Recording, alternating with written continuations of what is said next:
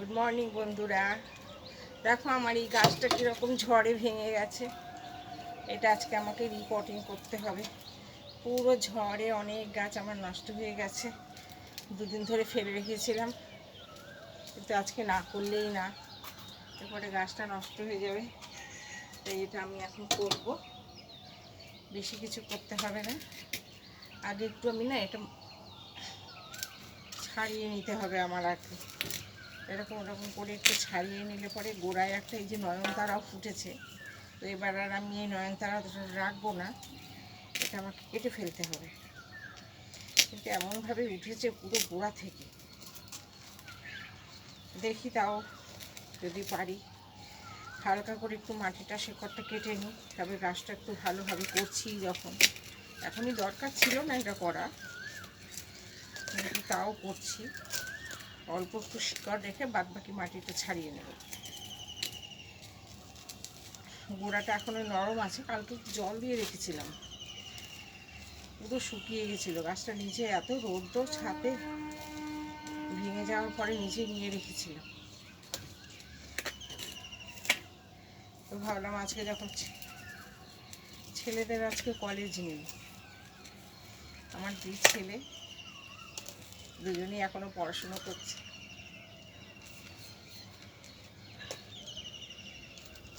তো ভাবলাম আজকে এটা করেই নিই।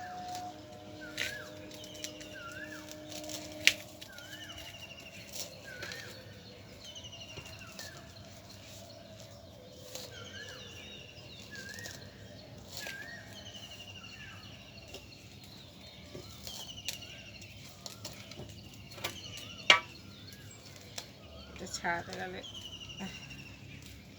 এগুলো এত না বীজ পড়লেই সব জায়গাতে নয়নতারা আর নয়নতারা। আমার ছাদে ভর্তি হয়ে গেছে নয়নতারাতে। দেখি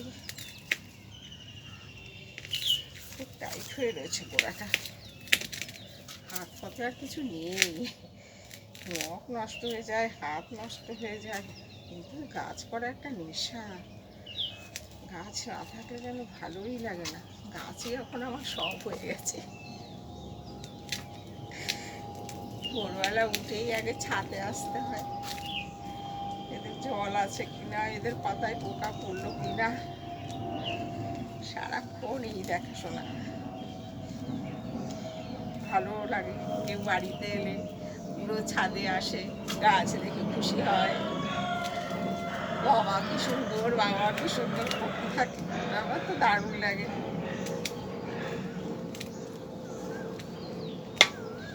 আমার তো বেশি দিনে, তাও একটা দুটো করতে করতে কত বছর হয়ে গেল গাছ করে।